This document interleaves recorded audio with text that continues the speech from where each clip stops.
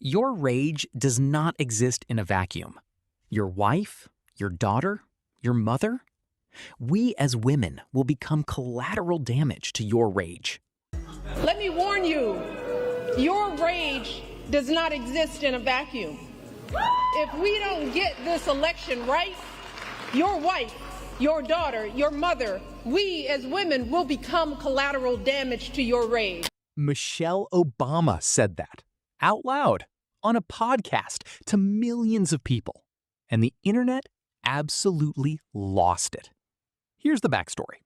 Michelle Obama has been on a full media tour, podcasts, interviews, public appearances, and across multiple clips that have now gone massively viral, she's making some bold claims about American men, about confidence, about the election, about what women owe themselves.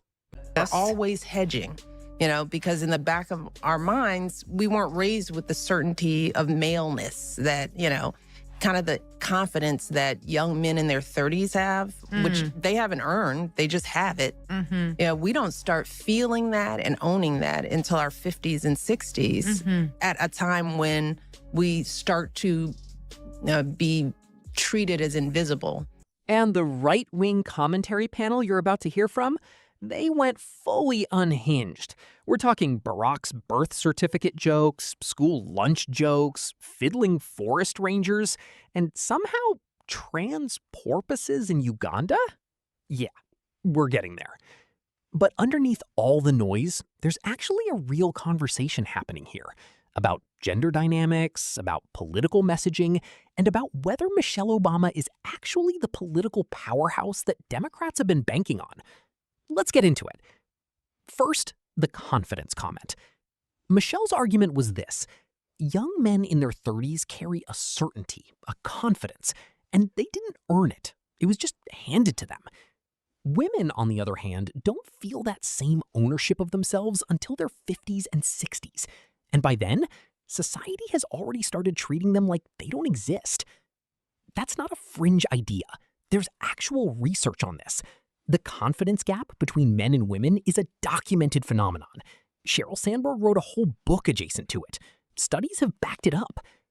But then the panel fired back. And honestly, their point isn't completely wrong either. Julie, she says women are invisible. Which women are she talking about? All I see are women in commercials, in TV shows. They're all over the place, and they're all yelling at everybody, telling them, I'm a woman. Yeah. I felt confident my whole life. I don't need Michelle Obama to tell me that I'm not going to be confident until 50. And here's the thing. That reaction makes sense for a lot of people. When you make a sweeping generalization about all women, you're going to alienate the women who simply don't see themselves in that picture. Michelle was describing a systemic pattern, but it landed for a lot of viewers as a personal accusation. That's not a factual problem. That's a messaging problem, a big one. Then there's the bigger political statement, the rage comment.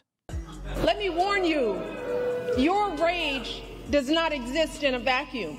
If we don't get this election right, your wife, your daughter, your mother, we as women will become collateral damage to your rage. This was clearly aimed at men who were drifting toward Trump in 2024. The message being, channel your anger somewhere else. Your anger is costing women their rights. The panel's response? So this anger, Miss Obama, is not one-sided.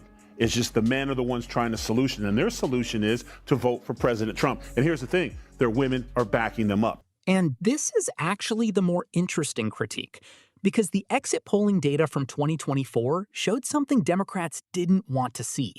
More women voted Republican than predicted. Michelle's message was designed to rally women, to shake them awake. But if a significant portion of women are actively choosing the other direction, the message didn't just fail to connect. It may have actively pushed people away. And then there's this poll. In a hypothetical matchup, my favorite kind, Trump wins with 47% of the vote compared to Michelle Obama's 44%. I guess some of the kids whose school lunches she ruined are finally old enough to vote.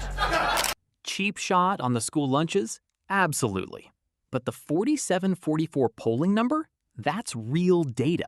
And for someone who Democrats have been hyping as their secret weapon, that number should be a wake-up call.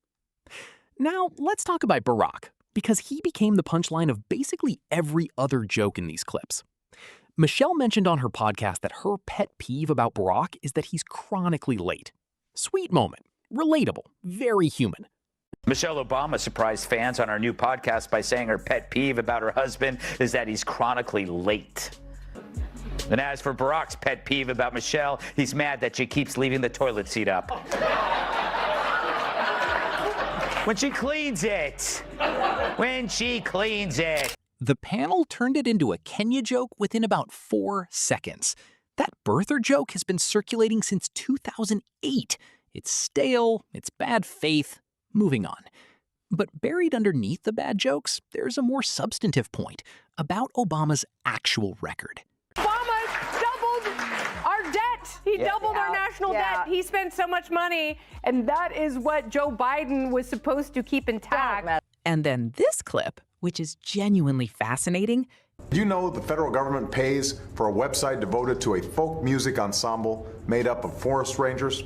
Just watching that now, so that was 2011. Him and Trump are saying exactly the same. Here's what makes this interesting.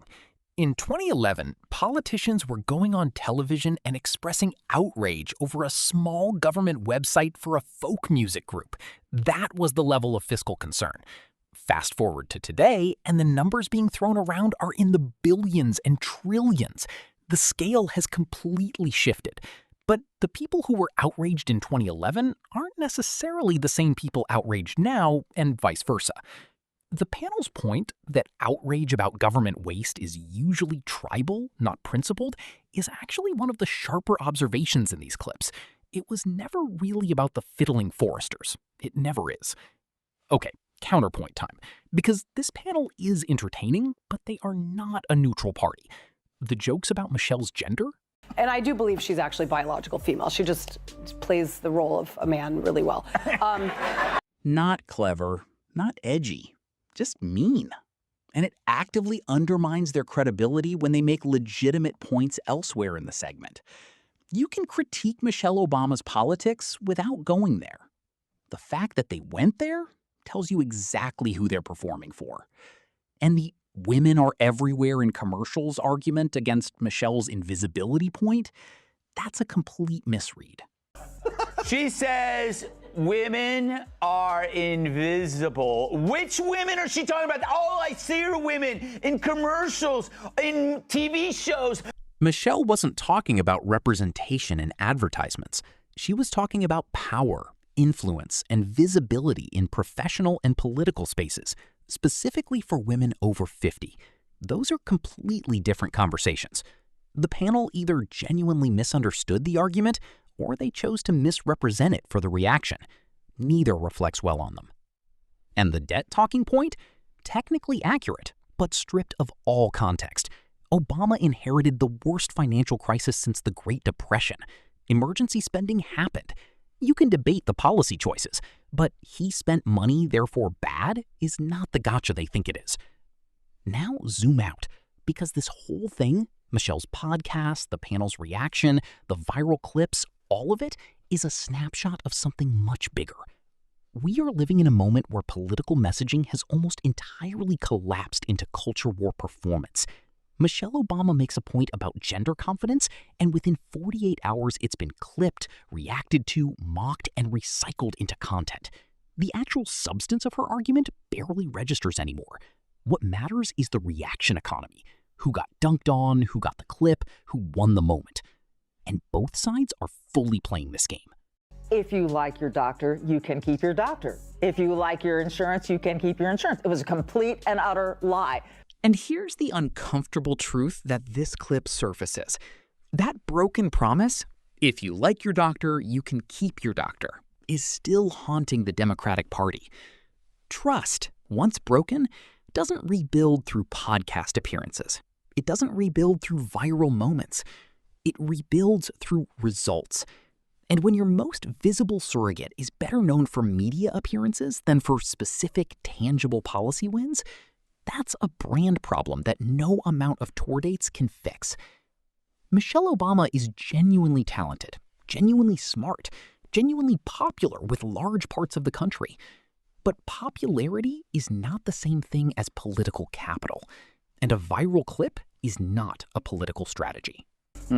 I wonder if the president prides himself on the fact that his administration hasn't had a scandal and that he hasn't done something to embarrass himself. He hasn't embarrassed himself. But it's true, no one on his staff was caught in bed with a giraffe yet. And when the bar for achievement becomes, well, no major scandals, that's when you know something has gone seriously wrong with the political conversation in this country. So here's where we land. Michelle made real points about gender and confidence, and they got buried under bad jokes and bad faith reactions. The panel made real points about political hypocrisy and buried them under their own worst instincts. And in the middle, the rest of us are left sifting through the wreckage, trying to figure out what actually matters. That's the media environment right now. Everyone performing, nobody solving. So I want to know what you think. Was Michelle Obama making a genuine, important point? Or was this political performance dressed up as personal insight? And did this panel land legitimate criticism, or were they just playing to their base? Drop it in the comments. Let's actually talk about it.